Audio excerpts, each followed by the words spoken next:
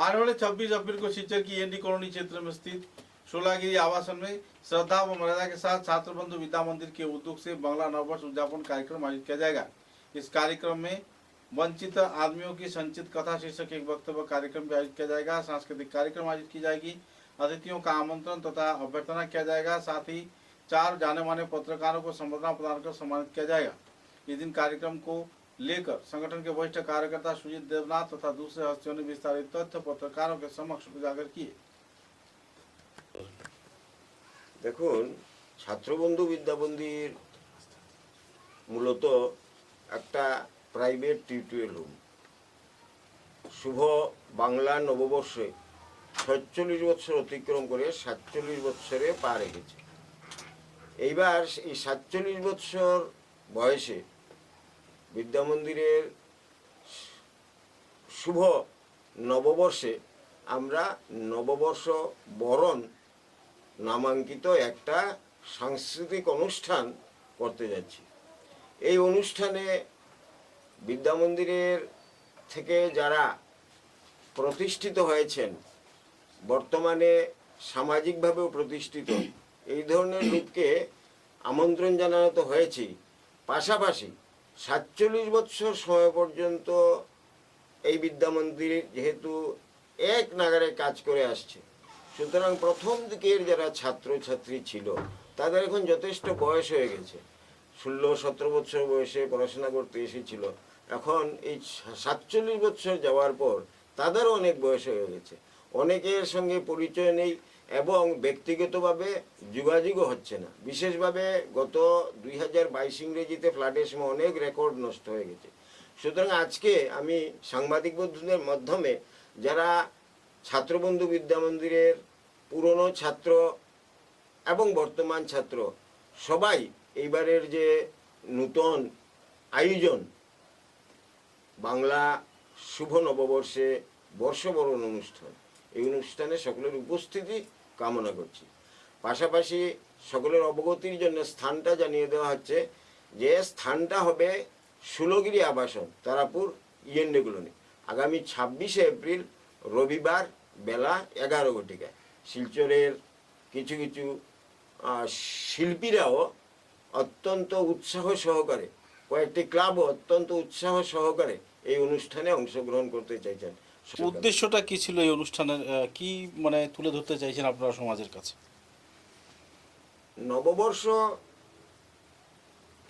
অনেক আশা আকাঙ্ক্ষা নিয়ে আগামী দিনে কাজ করার উৎসাহ উদ্দীপনা মানুষের মধ্যে তৈরি করা, এবং বিগত দিনে যে কাজগুলো আমরা করেছি সেই কাজের সার্থকতা তো থাকবেই, থাকবে কিছু ব্যর্থতাও। আর ব্যর্থতা যদি থাকে তা দিয়ে যাবে অনেক অভিজ্ঞতা। সেই অভিজ্ঞতাকে কাজে লাগিয়ে নতুন বর্ষে আমরা কাজ করে সমাজকে আরও সুন্দর করার জন্যই আমরা প্রচেষ্টা করার জন্য এই সাংস্কৃতিক অনুষ্ঠান এবং এই সম্পূর্ণ অনুষ্ঠানটির উদ্দেশ্য বলে বিবেচিত করা হচ্ছে। তো একটা শীর্ষক আলোচনা রয়েছে এই অনুষ্ঠানে, বঞ্চিত মানুষের সঞ্চিত কথা। আমাদের সমাজে অনেক বঞ্চিতরা আছেন যাদের কথা কেউ বলে না। তো এই বঞ্চিতদের সঞ্চিত কথা শীর্ষক একটা আলোচনাও এই অনুষ্ঠানে থাকবে। এই অনুষ্ঠানে কি অনুভূতিটা কিরকম?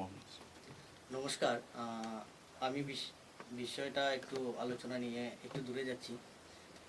আমি নিজে একজন ছাত্রবন্ধু বিদ্যামন্দিরের প্রাক্তন ছাত্র, আর এই বিদ্যামন্দির থাকাই আমি নিজেকে নিজে গর্বিত ভাবি। কারণ এই ছাত্রবন্ধু বিদ্যামন্দির থেকে আমি আমার যে হায়ার সেকেন্ডারি যে রেজাল্ট ভালো করতে পেরেছি, এবং ছাত্রবন্ধু বিদ্যামন্দির থেকেই আমি এমন শিক্ষা পেয়েছি যা দ্বারা আজকে সমাজের বিভিন্ন কাজে হয়তো সবার সাথে গিয়ে হাত বাড়াতে পারি। একটু আপনারা সবাই জানেন ই রিক্সা থেকে শুরু করে বিভিন্ন সামাজিক কাজে জড়িয়ে আছি। শুধু আমি নয়, এটা একটা উদাহরণ দিলাম।